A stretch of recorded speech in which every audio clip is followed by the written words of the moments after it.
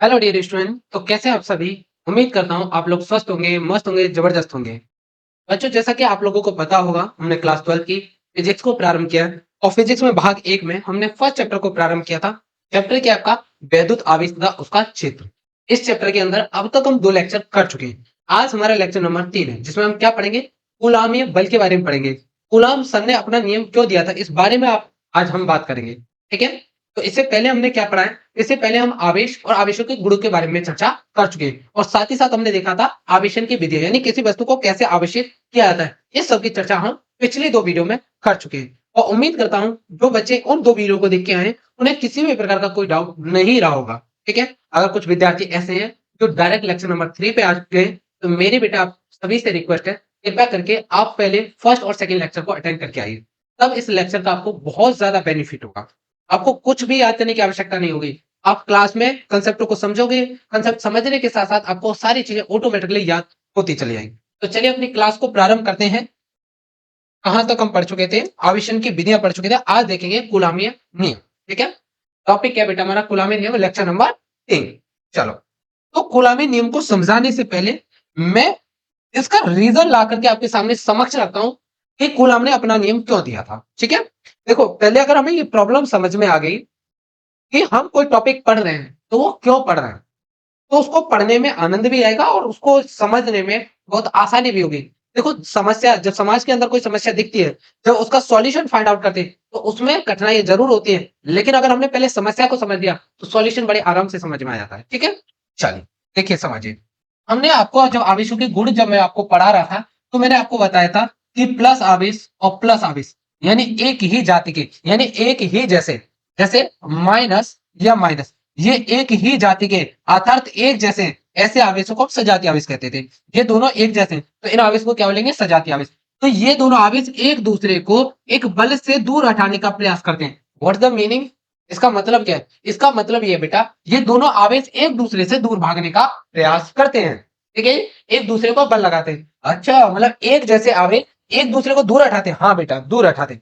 अच्छा सर, फिर ये भी दूर हटाएंगे? हाँ जी, बिल्कुल, ये दोनों भी दूर हटाएंगे, एक दूसरे को दूर हटाने का प्रयास करेंगे। ठीक है जी। अच्छा, तो ये जो दूर हटाने का जो प्रक्रिया है, ये जो एक दूसरे को दूर हटा रहे हैं, इसी चीज को हम प्रतिकर्षण बोलते हैं। तो यहाँ पर कौन सा ये जो बल लग रहा है, इसे बोलेंगे प्रतिकर्षण बल। ठीक है, प्रतिकर्षण बल। एक दूसरे को दूर हटाने का जो बल है, वो कौन सा है? प्रतिकर्षण बल है। ठीक है।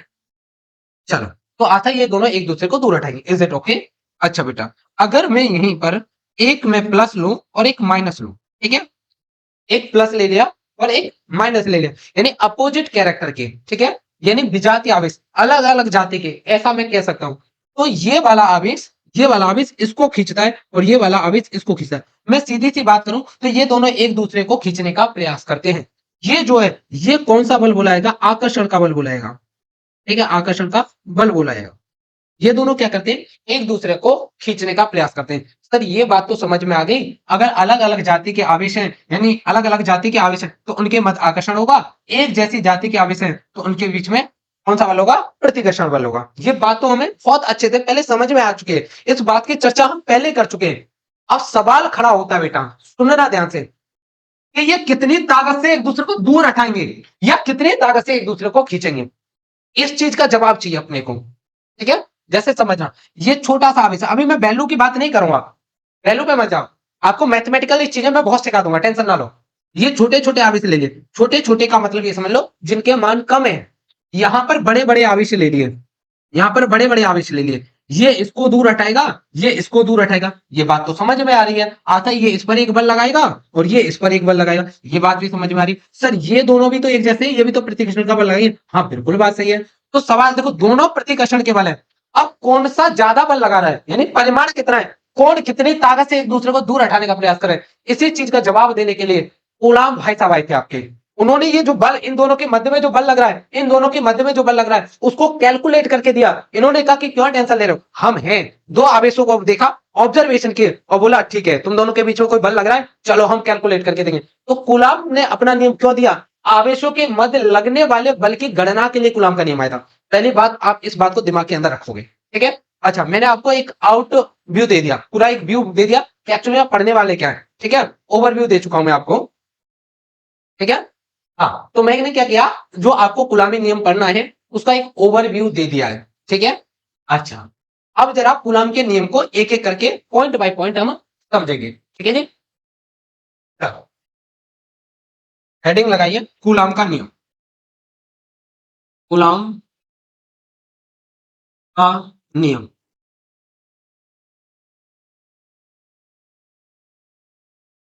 और मेरी आप लोगों को सलाह है, जिस प्रकार से मैं बोर्ड पे लिख रहा हूं प्लीज आप नोट्स उसी प्रकार से अच्छे तरीके से बनाया करो। ठीक है, और इसी प्रकार से आपको पेपर में लिखना भी है।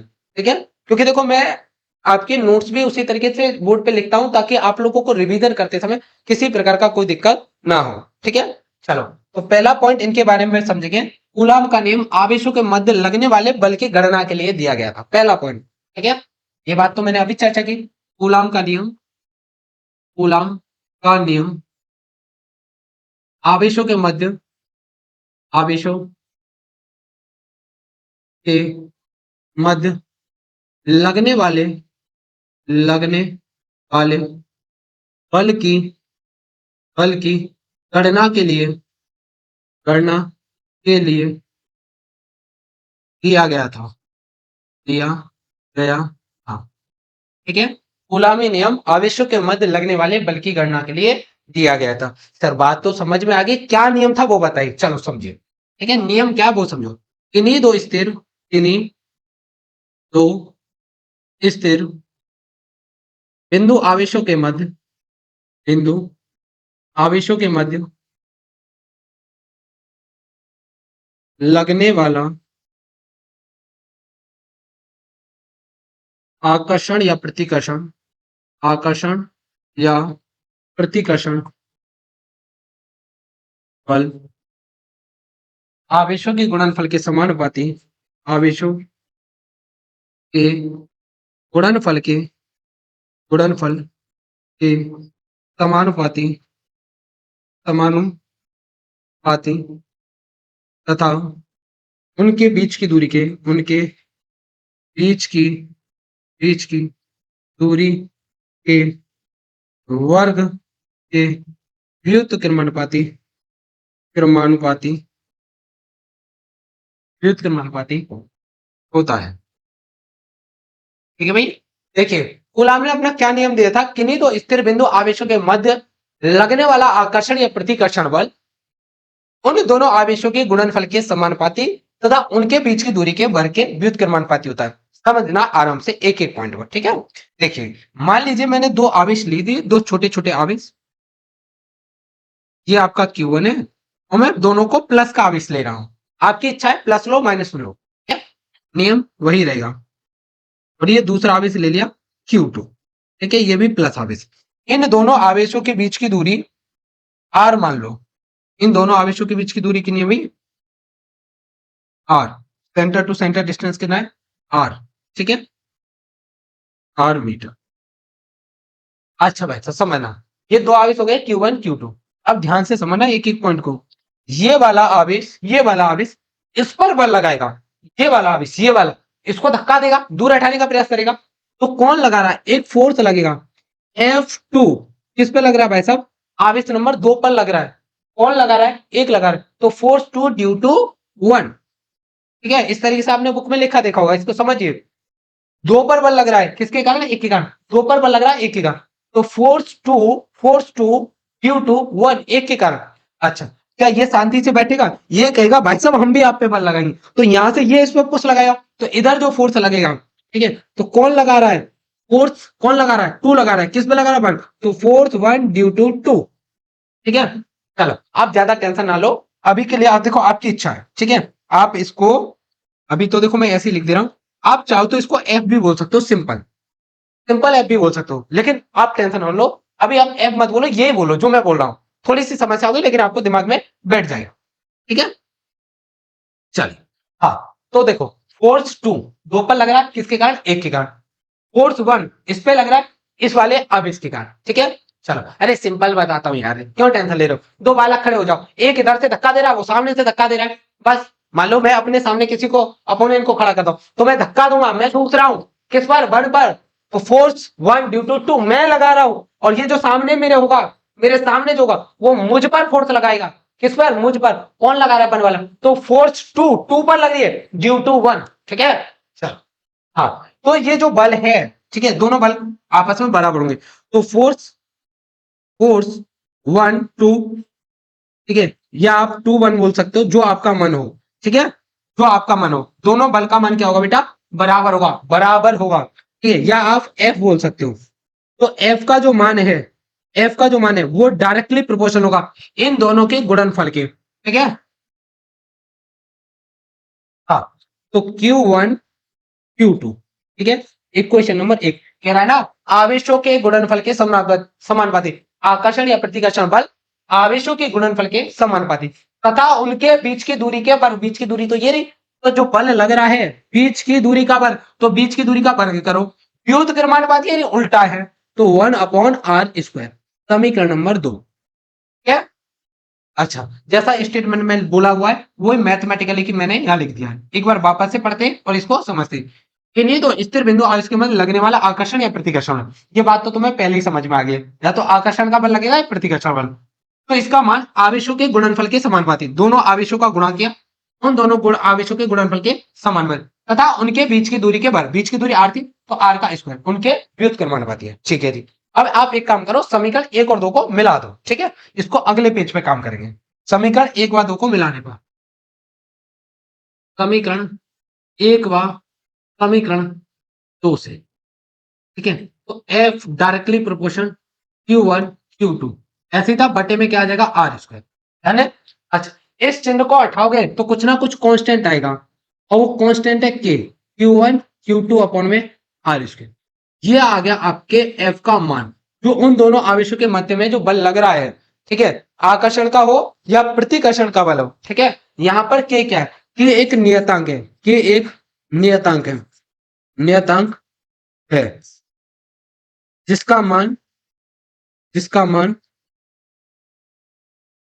माध्यम पर निर्भर करता है, माध्यम पर निर्भर करता है, निर्भर करता है, जिसका मान माध्यम पर निर्भर करता है। तो F बराबर आपका फॉर्मूला क्या आ गया?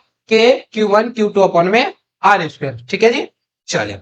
अच्छा, कुछ बातें और बताता हूं इसके बारे में। तो मैंने लिखा है कि नहीं तो स्थिर बिंदु आवेश, तो ये जो नियम है वो केवल स्थिर बिंदु आवेशों पर लगता है। ठीक है, कैसे? स्थिर छोटे छोटे बिंदु आवेश, ठीक है, स्थिर बिंदु आवेशों पर लगता है। तो ये आवेश कैसे होने चाहिए? स्थिर होने चाहिए। कैसे होने चाहिए? स्थिर। ठीक है, मूवेबल नहीं होने चाहिए, मूव नहीं कर रहे हो, गति ना कर रहे हो। ठीक है जी, चलिए। अच्छा, एक बात और समझिए, ये जो बल लग रहा है, ये जो बल लग रहा है वो इन दोनों आवेशों को मिलाने वाली क्रिया रेखा के अनुदेशी लगता है। मतलब सर देखो समझिए, इन दोनों आवेशों को मिलाने वाली रेखा कौन सी है? इन दोनों आवेशों को मिलाने वाली रेखा ये हो जाएगी।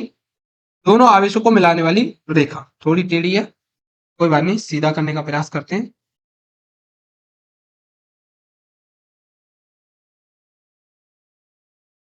चलो भाई, थोड़ा सा करते हैं इसको अरेंज। हाँ, अब ठीक है। ठीक है, ये इन दोनों आवेशों को मिलाने वाली क्रिया रेखा है, ऐसा समझिए। ठीक है, तो ये जो बल लगेगा इसी रेखा के अनुदिश लगेगा। ऐसा नहीं होगा कि ये बल इधर लगने लग जाए, इट्स नॉट पॉसिबल। इसी रेखा के अनुदिश लगेगा जो रेखा इन दोनों आवेशों को मिला रही है। ठीक है, बस ये पॉइंट मुझे बताना था। तो की क्या है? कि एक नियतांक है जिसका मान माध्यम पर निर्भर करता है। ठीक है जी। अच्छा, के का मान निर्वात के लिए याद रखो, निर्वात के लिए, निर्वात के लिए, के लिए के का मान, के का मान 1/4πε0। ठीक है जी, निर्वात के लिए जो आपका के का मान होता है वो कितना होता है? 1/4πε0। ठीक है जी। अच्छा, इसका जो मान होता है वो आप लोग याद रखो 9 × 10⁹ ठीक है जी। अच्छा, मात्रा क्या आ जाएगा? न्यूटन मीटर स्क्वायर अपॉन में कूलम स्क्वायर। ठीक है जी, चलिए। तो मैं एक बात ना कह सकता, यहां से समझना, समझना क्या बात है। एफ बराबर में मैं यहां लिख दूं के स्थान पर 1/4πε0 Q1 Q2 अपॉन में r²। सर आप इसको बार बार क्या बोले, कुछ अजीब सा बोले। हाँ सुनो, मैं बताता हूँ क्या बोल रहा हूँ। अच्छा, अभी इसको याद रखो। अच्छा, निर्वात के लिए निकाला हूं, निर्वात मतलब वायु, तो मैं यहाँ पर नोट लगा दूं तो कोई बुराई है? तो ये निर्वात के लिए याद रखना, निर्वात या वायु के लिए, निर्वात, निर्वात या वायु में, वायु में आवेशों के मध्य लगने वाला बल, आवेशों ये मध्यम लगने वाला बल, लगने वाला बल, ठीक है जी। अच्छा, ये जो चिन्ह का नाम है ऐसे करके जो बनाया हुआ है, ये इसका नाम है एप्सिलॉन, एप्सिलॉन नॉट, या कहीं कहीं इसको जीरो भी पढ़ते हैं, ठीक है, एप्सिलॉन नॉट या एप्सिलॉन और एप्सिलॉन जीरो। अब इसका भी मान आपको बता देता हूँ, इसका भी मान आपको याद रखना है। इसका मान होता है 8.85 10 की पावर माइनस के 12, ठीक है जी। अच्छा, यूनिट की अगर बात करोगे तो इसकी यूनिट आ जाएगी आपका कूलम स्क्वायर अपॉन में न्यूटन मीटर स्क्वायर, ठीक है। यूनिट कहां से आई, कैसे आई, इस चीज की चर्चा हम बाद में करेंगे, ठीक है। अभी जो सीख रहे हैं फिलहाल उसी पे आपको ध्यान देना है कि एप्सिलॉन नॉट का मान कितना होता है 8.85 10 की पावर माइनस के 12। तो आपको जब क्वेश्चन दिया जाएगा कि कूलामी बल की गणना करो, तो निर्वात के लिए फॉर्मूला क्या होगा, एफ नॉट बराबर 1/4 pi epsilon nought Q1 Q2 upon में आर। तो ये है आपके कूलाम का नियम, ठीक है जी। ये क्या आपके कूलाम का नियम, ठीक है। अगर इन दोनों आवेशों माध्यम का क्या प्रभाव पड़ता है ये भी समझेंगे, ठीक है। चलो भाई समझो यहां से आगे कूलाम के नियम पर माध्यम का प्रभाव, कूलामी बल पर, बल पर माध्यम का प्रभाव, माध्यम का प्रभाव, अर्थात माध्यम का क्या प्रभाव पड़ता है कूलामी बल पर, ठीक भाई। देखो क्वेश्चन आपको ऐसे नहीं पूछेगा डायरेक्ट, तुम सोचो कि बच्चों की तरह दे दे। अब आप 10th क्लास के बच्चे नहीं रहे हो जिनको सीधा क्वेश्चन आपको बुक में से उठाए और एज इट इज रख दे, ठीक है। समझना पड़ेगा, आप कुछ ऐसे नहीं देगा कूलाम के नियम लिखे, आपको क्वेश्चन ऐसे देगा कूलामीय बल क्या है समझाइए, उसके माध्यम का प्रभाव भी बताइए, इस तरीके से। तो आपको पूरा डिटेल में लिखना पड़ेगा। चलिए समझिए, तो कूलामीय बल पर माध्यम का प्रभाव। तो आप एक काम करो, इधर निर्वात में रखें, निर्वात, निर्वात या वायु, निर्वात या वायु, और इधर कोई माध्यम ले लेते हैं, ठीक है। माध्यम फॉर एग्जाम्पल आप पानी ले सकते हो या कुछ भी ले सकते हो जो आपका मन, ठीक है जी। कूलामी बल पर माध्यम का प्रभाव, किसी माध्यम में रखने पर, किसी, मैं एक स्टेटमेंट में अपनी बात को अभी खत्म कर दे रहा हूं और फिर मैं आपको मैथमेटिकली समझाऊंगा। किसी भी माध्यम में, किसी माध्यम में, किसी माध्यम में जिसका परावैद्युतांक, जिसका परावैद्युतांक, परावैद्युतांक k है, k है, तो बल का मान घट जाता है, बल का मान घट जाता है, घट जाता है, ठीक है। आप लोग क्यों परेशान हो रहे हैं मैं बताता हूँ सिंपल। मान लो मेरे पास में दो आवेश है और ये दोनों आवेश, ठीक है, अरे मेरे हाथों को ही समझ लो क्या सोच रहे हो। हाँ, ये जो आवेश है, ठीक है, ये एक दूसरे को 20 न्यूटन के बल से दूर हटा रहे हैं। क्या करें, 20 न्यूटन के बल से दूर हटा रहे हैं। मैंने उठा के ये पानी में रख दिए, तो अब जो बल लगेगा वो 20 न्यूटन से भी कम लगेगा, ठीक है जी। क्या होगा, 20 न्यूटन से भी कम लगेगा, ठीक है जी। अच्छा, तो आपने क्या देखा, जैसे ही मैंने माध्यम चेंज किया तो लगने वाला बल का मान क्या हो गया, कम हो गया। बेटा यही तो लिख रखा है, किसी माध्यम में जिसका परावर्तन किया है तो बल का मान क्या हो जाता है, घट जाता है। चलो समझते हैं, कैलकुलेट करेंगे, ठीक है। ये फॉर्मूला भी निकालना है। अच्छा, निर्वात में मान लो ये दो आवेश है Q1 और ये आपका Q2, सही है। एक दूसरे कितनी दूरी पर है, R दूरी पर रखे हुए, ठीक है। अच्छा, ये इस पर एक बल लगाएगा F सीधा, और ये इस पर एक बल लगाएगा F, ठीक है। निर्वात में रखे तो मैं F नॉट लगा दूं तो कोई बुराई नहीं, अभी अभी आप पढ़ के आ रहे हो। तो मैं आपसे पूछूं यहाँ पर F का जो मान होगा, तो F नॉट बराबर में K Q1 Q2 अपॉन में R स्क्वायर। यहां से F नॉट बराबर कितना हो जाएगा, K का मान रख दो 1/4 पाई एप्सिलॉन नॉट, क्यों निर्वात के लिए Q1 Q2 अपॉन में R स्क्वायर। इसको आप बोल सकते हो समीकरण नंबर 1 बोल दो, समीकरण नंबर 1 बोल दो। अच्छा, अब आवेशों को, इन आवेशों को उठा करके पानी में रख दो, ठीक है, यानी किसी माध्यम में रख दो।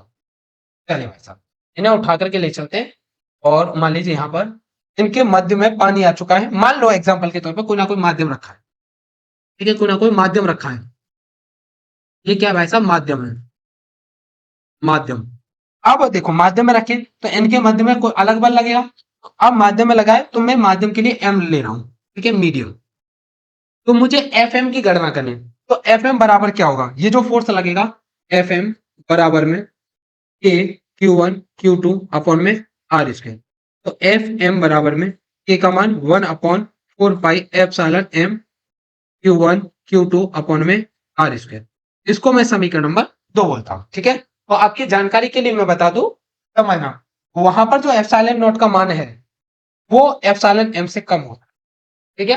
जानकारी के लिए, बाद में चर्चा करेंगे इसकी, ठीक है। चलो, अब एक चीज समझना, मैं एक काम करता हूं, समीकरण 1 में समीकरण 2 से भाग मारता हूं। समीकरण 1 में समीकरण 2 से भाग करते हैं, ठीक है। चलिए, तो समीकरण 1 में समीकरण 2 से भाग देने पर, समीकरण 1 में समीकरण 2 से भाग देने पर, भाग देने पर, अब भाग देंगे तो क्या हुआ, एफ नॉट किससे भाग देने, एफ एम से। एफ नॉट का मान कितना है महाराज, 1/4 pi epsilon nought Q1 Q2 upon में आर स्क्वायर। नीचे epsilon M, sorry, F M का मान कितना है, 1/4 pi epsilon M Q1 Q2 upon में आर स्क्वायर। जो एक जैसे हैं उनका कत्लेआम कर दो, काट दो उनको, ठीक है। ये दोनों एक जैसे कट जाएंगे, 1/4 पाई से 1/4 पाई, बचा क्या, ध्यान देना, यहाँ पर बचा एफ नॉट अपॉन में एफ एम बराबर में, देखो 1/एप्सिलॉन नॉट, और नीचे कितना बचा, 1/एप्सिलॉन एम। इसको सॉर्ट आउट करेंगे तो एफ नॉट अपॉन में एफ एम बराबर में एप्सिलॉन एम अपॉन में एप्सिलॉन नॉट आ जाएगा, ठीक है जी, ये आ जाएगा। चलिए, अच्छा, इसका स्क्रीनशॉट लो फटाफट। अब इसको आगे पेज पे ले चलते हैं। हमारा एक्सप्रेशन क्या है, एफ नॉट अपॉन में एफ एम बराबर में एप्सिलॉन एम अपॉन में एप्सिलॉन नॉट। ये जो एक्सप्रेशन है बेटा न्यूमेरिकल के लिए बहुत ज्यादा इंपॉर्टेंट है, ठीक है। सर ऐसा क्या है, चलो समझा। देखो, ये जो एप्सिलॉन एम अपॉन में एप्सिलॉन नॉट है, इसका मान एप्सिलॉन आर के बराबर होता है। सर ये कौन कौन से नए नए टर्म आ रहे हैं, टेंशन मत लो, सब बताऊंगा, ठीक है जी। चले, तो देखो एफ नॉट क्या है, पहले टर्मिनोलॉजी समझिए, निर्वात में लगने वाला बल, निर्वात में लगने वाला बल, लगने वाला बल। एफ एम क्या है सर, माध्यम में लगने वाला बल, एफ एम बराबर माध्यम में लगने वाला बल, माध्यम में लगने वाला बल, लगने वाला बल। अच्छा, एप्सिलॉन नॉट क्या है, निर्वात की वैद्युतशीलता, निर्वात की वैद्युतशीलता, वैद्युतशीलता। अब ये निर्वात की वैद्युतशीलता क्या होती है, ठीक है, समझेंगे इसको। ये एम है तो माध्यम, मीडियम, तो माध्यम की वैद्युतशीलता, माध्यम की वैद्युतशीलता, वैद्युतशीलता। एप्सिलॉन आर क्या है, सापेक्ष वैद्युतशीलता, सापेक्ष वैद्युतशीलता। इसी को परावैद्युतांक भी कहते हैं, परावैद्युतांक। और कहीं कहीं इसको एक बात और आपको बता दूं, इसको कहीं कहीं के से भी शो अप करते हैं, ठीक है जी। चलिए, अब देखो कई सारे बच्चे परेशान हो रहे होंगे, ये निर्वात की वैद्युतशीलता क्या है, माध्यम की वैद्युतशीलता क्या है, सापेक्ष वैद्युतशीलता क्या है। भाई प्रॉपर वीडियो आएगी इसके ऊपर, प्रॉपर वीडियो, तीनों को समझाऊंगा, एक एक पॉइंट को क्या है, ठीक है। देखो फिजिक्स को फील करना है, समझना है, रट्टा नहीं मानना, ठीक है। चलिए, इसका स्क्रीनशॉट लो आप लोग फटाफट।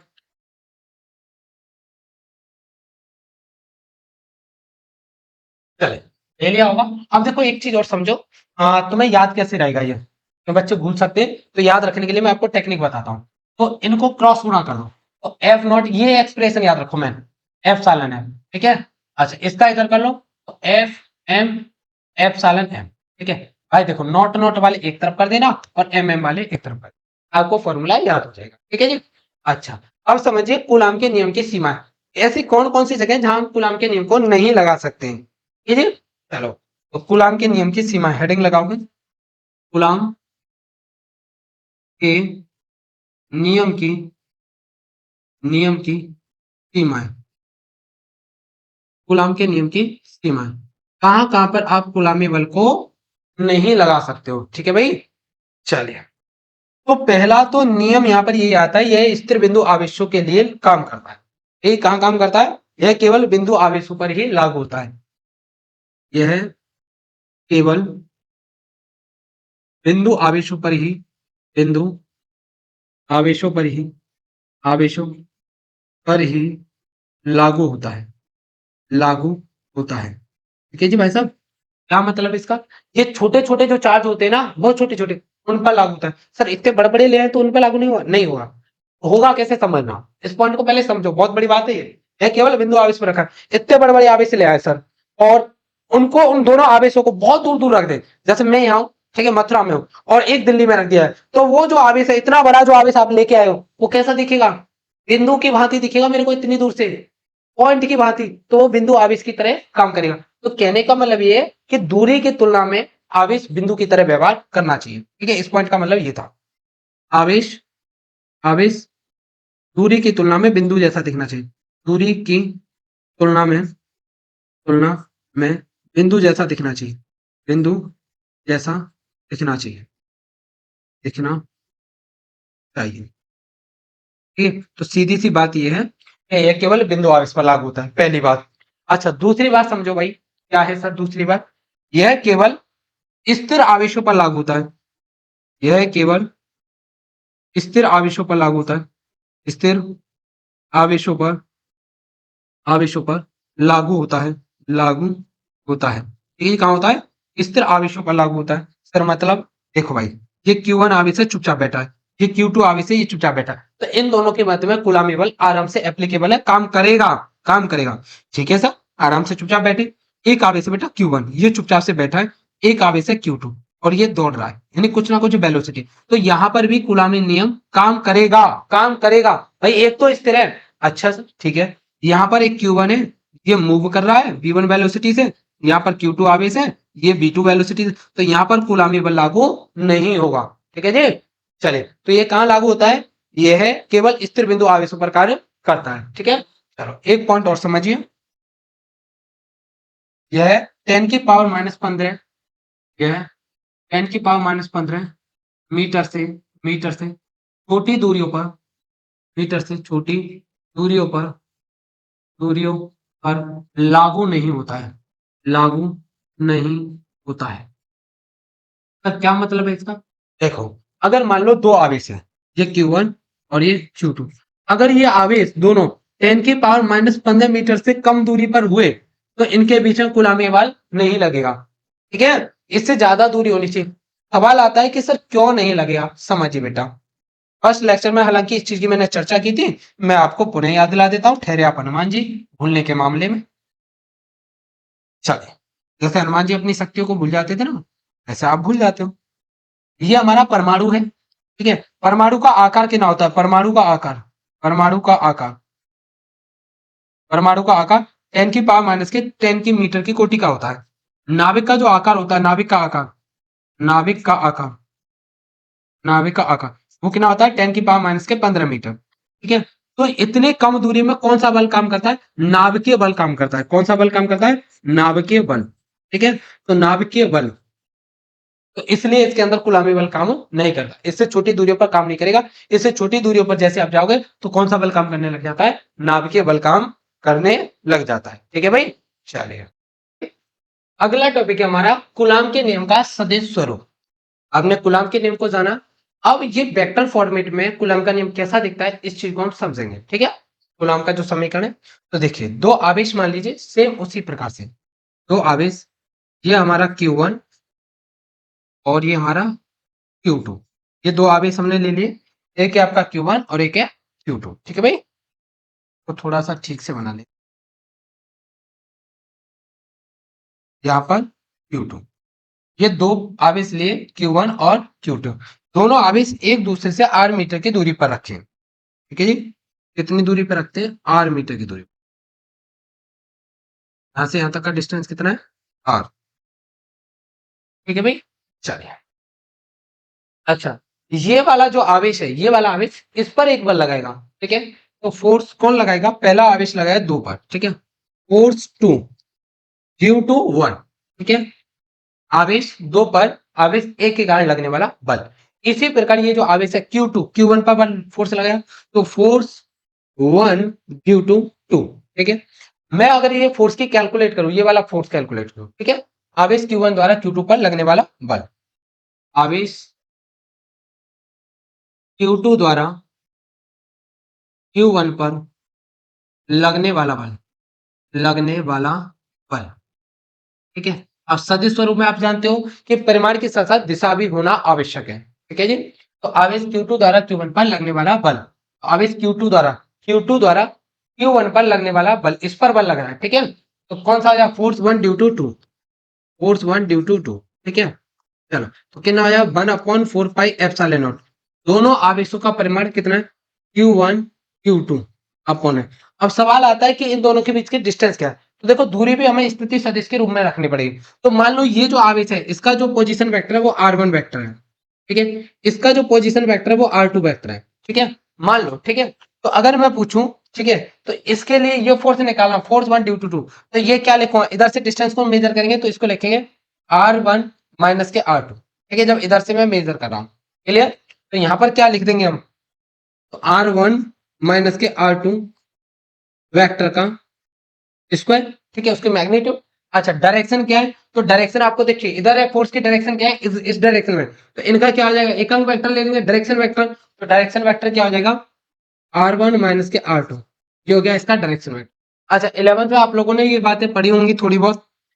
एकांक वेक्टर ए बराबर ए का ए वेक्टर अपॉन में ए का मैग्नीट्यूड, ठीक है। तो यहाँ पर जो एकांक वेक्टर आपको दिख रहा है, तो क्या हम इस फॉर्मेट में नहीं लिख सकते, तो इसको क्या लिखेंगे, F12 equal to 1/4 pi epsilon nought Q1 Q2 upon में R1 माइनस के R2 वेक्टर स्क्वायर, इसका मैग्नीट्यूड। इसके जगह पे क्या लिखेंगे भाई, वेक्टर। तो R1 माइनस के R2 वेक्टर अपॉन में R1 माइनस के R2 वेक्टर का मैग्नीट्यूड, ठीक है। अच्छा, ये दोनों एक जैसे, तो स्क्वायर है और इसके ऊपर पावर एक है, तो ये दोनों क्या हो जाएंगे, क्यूब हो जाएंगे, ठीक है। तो force 1 due to 2 1/4 pi epsilon nought Q1 Q2 upon में, ये क्या हो जाएगा, R1 माइनस के R2 के मैग्नीट्यूड का क्यूब। ये कितना आया, R1 माइनस के R2 वेक्टर, ठीक है। ये आ गया आपका फोर्स 1 ड्यू टू 2, आवेश 1 के द्वारा, सॉरी आवेश 2 के द्वारा Q1 पर लगने वाला बल, ठीक है। अब इसी प्रकार हम इस बल की गणना करेंगे, ठीक है, ये वाला बल जो है, ठीक है। चलिए,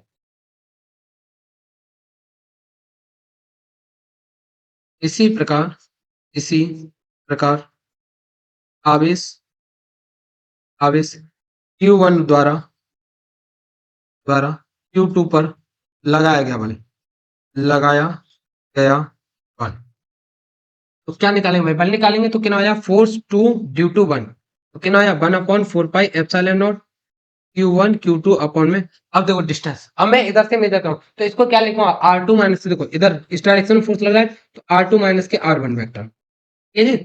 चलिए, तो R2 माइनस के R1 वेक्टर का मैग्नीट्यूड का स्क्वायर, और डायरेक्शन क्या हो जाएगी, R2 माइनस के R1 का क्या। तो force 2 due to 1 1/4 pi epsilon nought Q1 Q2 upon में R2 माइनस के R1 का स्क्वायर।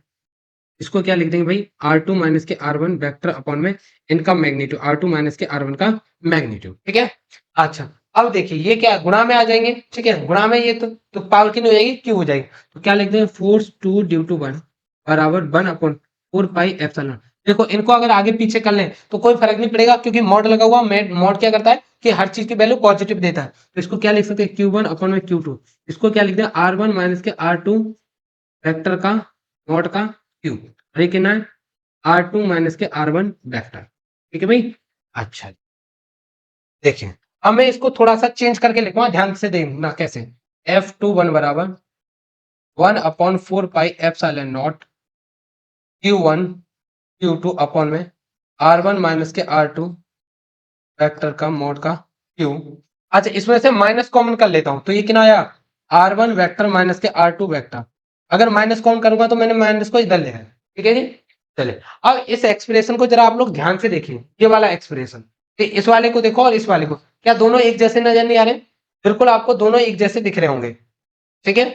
अगर एक जैसे दिख रहे हैं तो क्या मैं इस सब की जगह ये वैल्यू ना उठा के रख दूं, तो फोर्स 2 ड्यू टू 1, तो इस साथ पूरी वैल्यू को देखो, ये वाली वैल्यू, ये वाली वैल्यू, क्या ये दोनों सेम नहीं है, तो इसकी जगह पे मैं क्या लिख सकता हूँ, फोर्स 1 ड्यू टू 2, लेकिन माइनस लग रहा है, इस बात को ध्यान रखना। और अगर इस एक्सप्रेशन को आप लोग ध्यान से समझोगे, इस एक्सप्रेशन को ध्यान से देखो, तो आपको ये न्यूटन के थर्ड लॉ जैसा दिख रहा होगा। तो आपको क्वेश्चन दे सकता है किससे कीजिए, कुलाम का नियम, कुलाम का नियम न्यूटन के तृतीय लॉ के समान है, ठीक है। तो ये क्या, न्यूटन के थर्ड लॉ को भी फॉलो करता है, तो लिख दोगे कुलाम का नियम, कुलाम का नियम न्यूटन के तृतीय नियम के स्वरूप है, तृतीय नियम के स्वरूप है, स्वरूप है। ठीक है भाई, चलिए इसका स्क्रीनशॉट लीजिए, देन फिर आगे बढ़ते हैं, आपको न्यूमेरिकल करवाते हैं। चलो, ले लिया होगा। क्वेश्चन देखिए, दो अल्फा कण जो एक दूसरे से 3.2 इंटू 10⁻⁻15 मीटर दूर वायु में रखे, दो अल्फा कण है भाई। ठीक है भाई, दो अल्फा कण, एक अल्फा कण ये रहा और एक अल्फा कण ये रहा। ठीक है, एक दूसरे से कितनी दूरी पर रखे हुए हैं? 3.2 इंटू 10⁻⁻15 मीटर। ठीक है, अच्छा, तो उन पर लगने वाला प्रतिकर्षण बल। तो अल्फा कण के बारे में मैंने आपको पहले बताया था, अल्फा कण कैसे होते हैं? धनावेशित होते हैं। तो दोनों एक दूसरे को क्या करेंगे? प्रतिकर्षित करेंगे। अब कितने बल से करेंगे ये कैलकुलेट करना है। तो एफ बराबर फॉर्मूला क्या होता है? 1/4 pi epsilon nought Q1 Q2 upon में R स्क्वायर। ठीक है, अब समस्या क्या है, यहाँ पर Q1 और Q2 की वैल्यू नहीं दी है। तो आप लोग याद रखो, अल्फा कण पर जो आवेश होता है, अल्फा कण पर आवेश, अल्फा कण पर आवेश, ये बातें मैंने आपको पहले लिखा रखी है इससे पहले के लेक्चर में। तो Q बराबर कितना होता है अल्फा कण पर आवेश? 3.2 इंटू 10⁻⁻⁻⁰। ठीक है, तो इस पर आवेश कितना है याद रखो, सीधा 3.2 इंटू 10⁻⁻⁹। ये क्या है? Q1 की वैल्यू। Q2 की वैल्यू कितनी है? Q2 बराबर 3.2 इंटू 10⁻⁻⁹ कूलम। ठीक है, ये सारी वैल्यू फॉर्मूले में रख दो। F बराबर इसकी वैल्यू कितनी होती है? 9 इंटू 10⁹। Q1 कितना है? 3.2 इंटू 10⁻⁻⁹। Q2 कितना? 3.2 इंटू 10⁻⁻⁹। ठीक है भाई, चलिए डिस्टेंस कितना है? 3.2 इंटू 10⁻⁻15। अच्छा, नीचे स्क्वायर है तो दो बार लिख दें तो क्या बुराई है? 3.2 इंटू 10⁻⁻15। इससे ये कैंसिल हो जाएगा, इससे ये कट जाएगा। अच्छा, F बराबर 9 इंटू, अच्छा 15 ये हो गई, 15 ये हो गई, तो 30 ऊपर ले आएंगे तो प्लस का 30 और 9 39, तो 10 की घात कितनी हो जाएगी? 39। ठीक है, और ये कितना हो गया? 10 की घात माइनस के 38। सॉर्ट आउट करेंगे तो F बराबर 9 गुणा 10 की घात 1। तो इसको कैलकुलेट करें तो F बराबर कितना आ गया? 90 न्यूटन आ गया। ठीक है, तो कितने न्यूटन का बल लगेगा? 90 न्यूटन का बल लगेगा दोनों के बीच में। ठीक है जी, चलिए स्क्रीनशॉट लो, फिर नेक्स्ट क्वेश्चन देखते हैं। चलिए देखो नेक्स्ट, एक मुक्त पित्तबॉल ए जो 8 ग्राम की है। ठीक है, आवेश 5 इंटू 10⁻⁻8 है। आवश्यक एक अन्य पित्तबॉल बी जो पित्तबॉल ए के नीचे 5 सेंटीमीटर दूरी पर रखे। देखो भाई समझो, दो पित्तबॉल है, ए और एक बी। ठीक है, अच्छा देखो क्या कह रहा है, आवश्यक एक अन्य पित्तबॉल बी बी जो पित्तबॉल ए के नीचे, पित्तबॉल ए के नीचे 5 सेंटीमीटर दूरी पर रखे। तो इन दोनों के बीच का डिस्टेंस कितना है? 5 सेंटीमीटर। ठीक है जी, अच्छा आवेश ज्ञात करो, इस पर क्यू का मान ज्ञात करना है। चलो भाई कर लेंगे। पित्तबॉल ए स्थिर अवस्था में अर्थात संतुलन में। चलो भाई, एक मुक्त पित्तबॉल ए जो 8 ग्राम की है, ये जो गेंद है जी, इसका द्रव्यमान कितना है? एम बराबर में 8 ग्राम है। कितना भाई? 8 ग्राम। ये इस पर आवेश कितना? 5 इंटू 10⁻⁸। तो क्यू बराबर 10 की पावर 5 इंटू 10⁻⁸ कूलम। ठीक है, अच्छा अब ध्यान से समझना, इन्होंने कहा ये गेंद क्या है? संतुलन में भाई, ये जो गेंद है ये संतुलन में ए, जो पिथबॉल ए है। अच्छा एक बात सोचना, इसका द्रव्यमान एम है तो ये नीचे की ओर गिरेगी नहीं, विद द फोर्स mg, पृथ्वी इसको अपनी ओर खींचेगी mg फोर्स से, राइट। अच्छा ये दोनों गेंद एक जैसी हैं, इस पर आवेश कुछ ना कुछ होगा। अगर इसको संतुलन में रखना है तो ये नीचे से ऊपर की ओर फोर्स लगाएगी। भाई देखो संतुलन में कोई चीज कब होती है? जब दोनों पर लगने वाला बल क्या हो? जीरो। ठीक है, इसके ऊपर लगने वाला कुल बल कितना हो? जीरो। ठीक है, तो ये इस पर ऊपर की ओर बल लगाएगी और उस बल का नाम क्या है? F E. ठीक है, कूलामी बल, इलेक्ट्रिक फोर्स। तो इसका मतलब क्या है, ये अगर संतुलन में रहना चाहती है, यानी यहां से कहीं मूव नहीं करना चाहती है, तो इसका और इसका मान क्या होना चाहिए? बराबर होना चाहिए। तो इसका मतलब क्या है? प्रश्न अनुसार, प्रश्न अनुसार एफ ई बराबर क्या होना चाहिए? M G. ठीक है, तभी तो संतुलन में रहेगी, ना तो गेंद ऊपर जाएगी ना नीचे आएगी। देखो पृथ्वी खींच रही है इसको नीचे एम जी फोर्स से, और ये इसको ऊपर हटा रही है एफ ई फोर्स से। अच्छा एफ ई तुम लोग जानते हो कितना होता है? 1/4 पाई एप्सिलॉन नॉट। गेंद ए का आवेश, ठीक है, तो क्यू ए, और गेंद बी का क्यू बी अपॉन में आर स्क्वायर। ठीक है जी, अच्छा गुणा में एम जी। अच्छा इसका मान कितना है? 9 इंटू 10⁻9। क्यू ए कितना है भाई साहब? 5 इंटू 10⁻⁻8। क्यू बी नहीं पता, वो ज्ञात करना है हमको।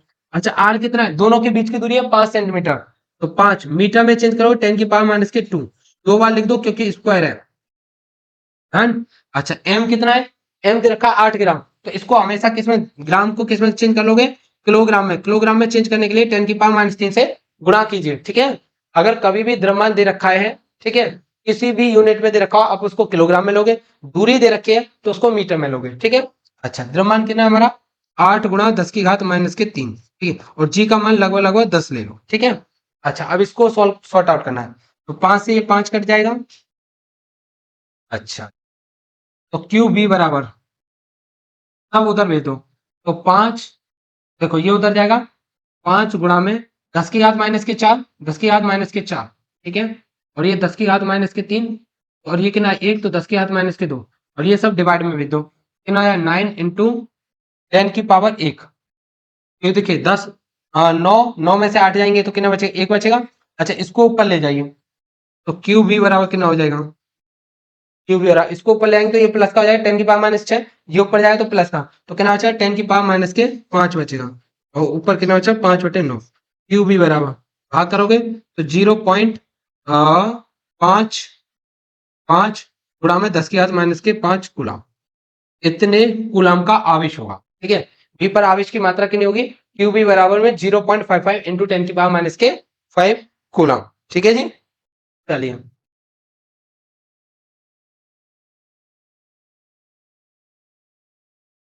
स्क्रीनशॉट ले लो इसका, फिर आगे बढ़ते हैं। चलो, एक ये बढ़िया सा क्वेश्चन और है, जरा इसको और देखते हैं, ठीक है भाई। एक कण जिसका द्रव्यमान m पर आवेश माइनस के q है, ठीक है, जो आवेश q2 के चारों ओर r मीटर त्रिज्या के वृत्तीय पथ पर घूम रहा है, ठीक है भाई। देखो,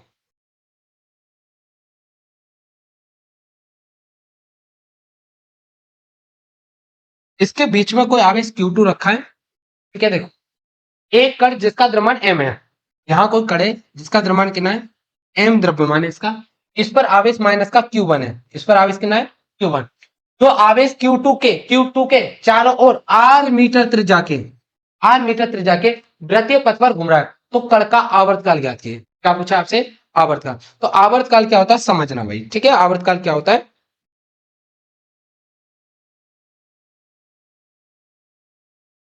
चलिए देखो, आवर्तकाल क्या होता है समझो। ये जो कण है यहां से चला, यहां से चलने के दौरान वापस यहां आने में कितना समय लगेगा, इसको बोलते हैं आवर्तकाल, ठीक है। क्या बोलते हैं, आवर्तकाल। तो आवर्तकाल ज्ञात करने के लिए हमें क्या करना पड़ेगा, हमें इसकी स्पीड निकालनी पड़ेगी कि कितनी चाल से दौड़ रहा है। चलो भाई, अच्छा मुझे एक बात बताइए, ये जो कण है r मीटर त्रिज्या के वृत्तीय पथ पर घूम रहा है, तो इस पर एक बल लगेगा जिसको क्या बोलते हैं, अपकेंद्र बल, ठीक है, जो कहां लगेगा भाई, बाहर की ओर, ठीक है। और इसका मान कितना होगा, एम बी स्क्वायर अपॉन में आर होगा, कितना होगा, एम बी स्क्वायर अपॉन में आर। अच्छा, ये माइनस ये प्लस, तो माइनस प्लस क्या करेंगे, एक दूसरे को आकर्षित करेंगे, तो आकर्षण के कारण इधर एक फोर्स लगेगा, जिस फोर्स का मान क्या होगा, एफ ई, ठीक है। अच्छा, तो इस कण को इस वृत्तीय पथ पर घूमना है, तो इन दोनों बलों का मान क्या होना चाहिए, बराबर होना चाहिए। जब कोई कण वृत्तीय पथ पर घूमता है तो उस पर एक बल लगता है, जिस बल का मान क्या होता है, अभिकेंद्र बल, ठीक है, जिसका मान कितना होता है, एम बी स्क्वायर अपॉन में आर। अब केंद्र की ओर लग रहा है तो अभिकेंद्र बल, अगर बाहर की ओर लग रहा है तो अपकेंद्र बल, ठीक है। अगर बाहर की ओर वस्तु बाहर भागने का प्रयास करिए तो एम बी स्क्वायर अपॉन में आर, उसे क्या बोलेंगे, अपकेंद्र बल। अगर वस्तु अंदर की ओर आ रही है तो उसे बोलेंगे अभिकेंद्र बल, ठीक है। अच्छा, तो अगर ये इस पथ पर घूमना है, इस पथ पर घूमना है, तो इन दोनों बलों का मान क्या होना चाहिए, बराबर होना चाहिए। तो चलिए भाई, तो एफ ई बराबर एम बी स्क्वायर अपॉन में आर। एफ ई का मान करेंगे तो 1/4 पाई एप्सिलॉन नॉट। अब इसका मान Q2 Q1, तो Q1 Q2 अपॉन में आर स्क्वायर बराबर एम बी स्क्वायर अपॉन में आर।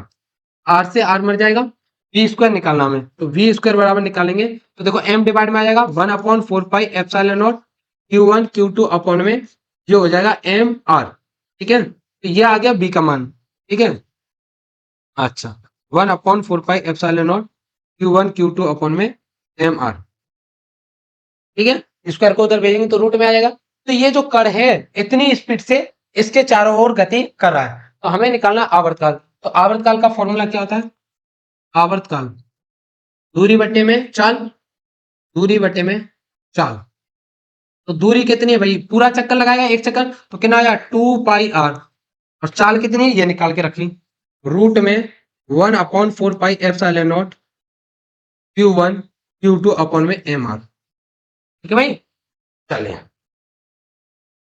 अच्छा इसको सॉर्ट आउट करेंगे, 2 पाई आर, इसको रूट को मैं तोड़ के रख देता हूं, ठीक है, Q1 Q2 अपॉन में रूट में ऐसे तोड़ के रख सकता हूँ 4 pi epsilon not M R, कोई बुराई नहीं।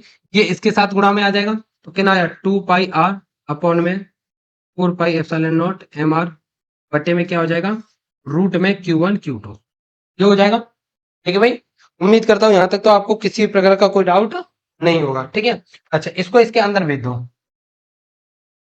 तो आवर्तकाल टी बराबर ये इसके अंदर जाएगा तो 4 पाई स्क्वायर। ठीक है, तो 4 पाई स्क्वायर, देखो इसको इसके अंदर भेज रहा हूं मैं, इसको इसके अंदर भेज रहा हूं, तो 4 पाई स्क्वायर तो 4 ये हो गया। देखो 4 pi epsilon not M R, इसको अंदर भेजूंगा तो ये सब स्क्वायर के रूप में जाएगा, तो 4 pi square R square, 4 pi square R square root में।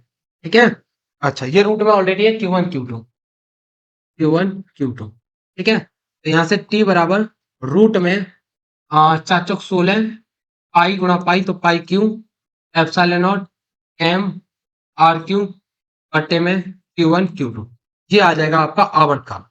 ठीक भाई, जब कोई कण r मीटर त्रिज्या के वृत्तीय पथ पर जिनके आवेश का मान Q1 Q2 है, जब गति करते हैं तो उसका आवर्तकाल कितना होता है रूट में 16 pi Q epsilon not M R Q upon में Q1 Q2। ठीक है, चलिए भाई बच्चों, उम्मीद करते हैं यहाँ तक आपको किसी भी प्रकार का कोई भी डाउट नहीं होगा। अगर फिर भी कोई डाउट है तो आप कमेंट बॉक्स में अपना कमेंट छोड़ सकते हैं।